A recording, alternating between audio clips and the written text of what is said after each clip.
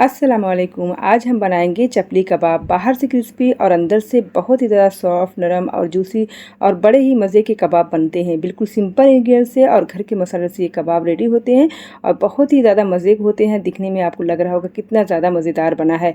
अगर आप बकरीद में या कुछ दावत स्पेशल में आप अपने घर पर कुछ नया और यूनिक बनाना चाहते हैं तो इस रेसिपी को ज़रूर ट्राई कीजिएगा। इंशाल्लाह सभी को ये रेसिपी ज़रूर पसंद आएगी।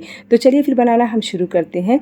सबसे पहले हम हाफ केजी मटन का कीमा लेंगे। आप चाहे तो इस रेसिपी को फॉलो करके बीफ या फिर चिकन में भी बना सकते हो। इसमें 10 ग्राम हमने चर्बी इसमें ऐड करके इसको अच्छे से पहले हमने धुलकर उसको आधे घंटे के लिए छन्नी में रख देना है। फिर उसको आप कसाई के पास 2 से 3 मरतबा आप इसे अच्छे से कीमा बनवा लीजिए। इसी तरह से आपका कीमा बन जाएगा। अब यहाँ पर सेकेंड हम लेंगे 150 ग्राम यानी 2 मीडियम साइज़ की प्याज को बिल्कुल चॉपर में हमने महीन महीन इसको चॉप कर लिया। आप चाहे तो हाथ से ही बारीक कर लें। अब इसके लिए हम हरा मसाला तैयार करेंगे। यहाँ पर हमने 15 से 20 जवे लहसुन के और एक छोटा टुकड़ा अदरक का और 5 से 6 हरी मिर्ची। अपने हिसाब से मिर्ची को कम और ज़्यादा कर सकते हो। इसको हमें बिना पानी का पीस लेना है। अब एक मीडियम साइज़ के टमाटर को जिसको अच्छे से हमने बिल्कुल पका हुआ होना चाहिए, जिसको हमने ग्राइंडर कर लेना है। अब इसको जो अंदर का जो जूस है उसको निकाल लेना है और उसको मलमल के कपड़े से अच्छे से छान लेना है या छन्नी में रखकर। तो ये आपका टमाटर का पेस्ट तैयार हो जाएगा। अब हम जार लेंगे जिसके अंदर हम जो हमारा कीमा है उसको हमें डाल देना, क्योंकि कीमा थोड़ा मोटा था इसलिए हमने दोबारा उसको जार के अंदर डालकर पीसना है। अब 3 ब्रेड की स्लाइस लेंगे, इसके अंदर डाल देंगे और डालने के बाद इसके 1 से 2 मरतबा हम पल्स मोड पर पीस लेंगे। तो देखिए ये बिल्कुल बारीक सा कीमा हमारा तैयार हो गया है।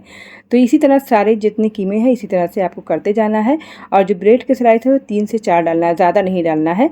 अब यहाँ पर एक बाउल में हम सभी कीमे को ट्रांसफ़र कर लेंगे। उसके बाद हम डालेंगे यहाँ पर जो प्याज है उसको पानी निकालना है आपको। चाहे आप मलमल के कपड़े में इसको स्क्वीज़ कर लें या आप अपने हाथ से ही इसको अच्छे से छान कर डाल लें। यहाँ पर जो हमने हरा मसाला तैयार किया था वो डाल देना है। टमाटर का पल्प हमें डाल देना है। देखिए कितना ज़्यादा ये बारीक है और उसके अंदर पानी बिल्कुल भी नहीं है।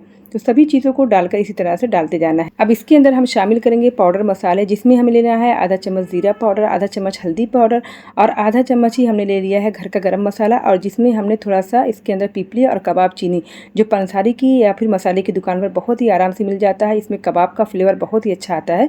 तो ये डालकर हमने ग्राइंडर में डालकर अच्छे से पीस लिया था। तो ये हमारे कबाब का मसाला तैयार हो गया। और सभी मसाले वही हैं जो हम घर पर नॉर्मल कबाब में या फिर या कौरमे वगैरह में इस्तेमाल करते हैं, वही वाला है।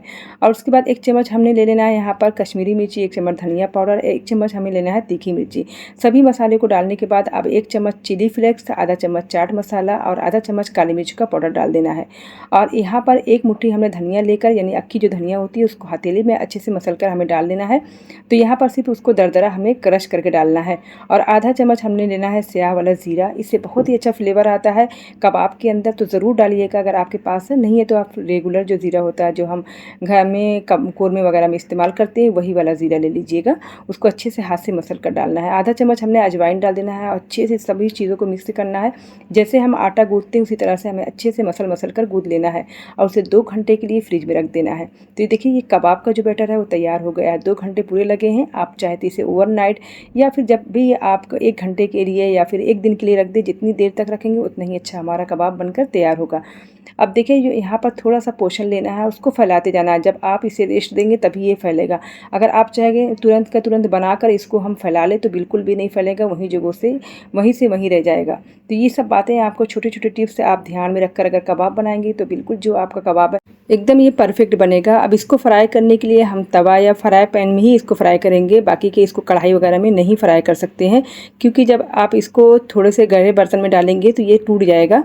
तो यहाँ पर हमने रोटी वाला तवा ले लिया है जिसके अंदर आधा चम्मच तेल डालकर, यहाँ पर रिफाइंड तेल हमने इस्तेमाल किया है, उसको अच्छे से हमें गर्म कर लेना है। अब फ्लेम को लो करेंगे और हथेली में बिल्कुल हमने थोड़ा सा तेल या पानी लगाकर अच्छे से कबाब का पोर्शन लेकर अच्छे से चपटा करके हमें रोटी की तरह इसको बिल्कुल लंबा लंबा हमें इसे बना लेना है। तो देखिए कितने बड़े बड़े ये बने हैं। इसी तरह से एक एक कबाब को हम डालेंगे और फ्लेम को लो करके ही इसको सेकना है। तो देखिए कितने मज़े के और कितनी ज़्यादा क्रिस्पी अंदर से एकदम सॉफ्ट और जूसी बनकर तैयार हुए हैं। तो अब इसको खाने के लिए हम एक मज़ेदार सी चटनी तैयार करेंगे जो बहुत ही ज़्यादा इस कबाब के साथ अच्छी लगती है।